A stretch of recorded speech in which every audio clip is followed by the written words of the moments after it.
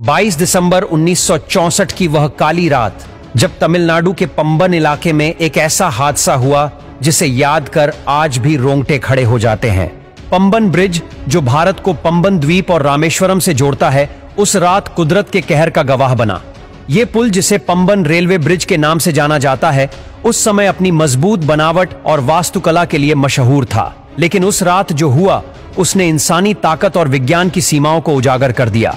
उस दिन सब कुछ सामान्य था। चेन्नई से रामेश्वरम जाने वाली ट्रेन पंबन द्वारका एक्सप्रेस अपनी नियमित यात्रा पर थी। ट्रेन के डिब्बे यात्रियों से भरे हुए थे।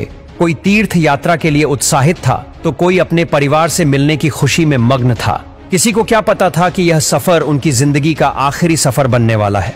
रात का समय था। ट्रेन पंबन ब्रिज पर पहुंच गई। अचानक आसमान में काले बादल छा गए, तेज हवाएं चलने लगीं और समुद्र में ऊंची ऊंची लहरें उठने लगीं।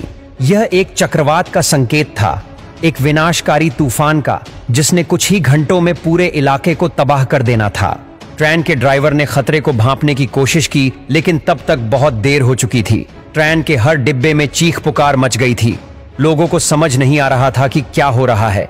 तेज हवाएं इतनी जोरदार थीं कि ब्रिज हिलने लगा। सबके दिलों में एक ही सवाल गूंज रहा था कि क्या हम बच पाएंगे। आखिरकार वो क्षण आ ही गया जब प्रकृति ने अपना विकराल रूप दिखाया। समुद्र की लहरें इतनी ऊंची हो गईं कि उन्होंने ब्रिज को चारों ओर से घेर लिया। ऐसा लग रहा था मानो समंदर ने ब्रिज को निगलने की ठान ली हो। पुल के कुछ हिस्से कमजोर पड़ने लगे और अचानक एक भीषण आवाज के साथ ब्रिज का एक हिस्सा टूट गया। यात्रियों की चीखें, बच्चों का रोना और माता पिता की पुकार सब एक साथ गूंज रहे थे। वो मंजर इतना भयानक था कि शब्दों में बयां करना मुश्किल है। ट्रेन, जो अपनी पूरी गति से ब्रिज पर चल रही थी, सीधी समुद्र में गिर गई। पानी के अंदर जाते ही सब कुछ शांत हो गया। केवल समुद्र की लहरों की आवाज सुनाई दे रही थी। उस हादसे में सैकड़ों लोग मारे गए। कुछ शव तो कभी मिले ही नहीं। वो लोग जो अपने घर लौट रहे थे या तीर्थ यात्रा पर जा रहे थे, उन्हें शायद ही पता था कि वो अपने परिवार से आखिरी बार मिल चुके हैं। इस घटना ने पूरे देश को हिलाकर रख दिया।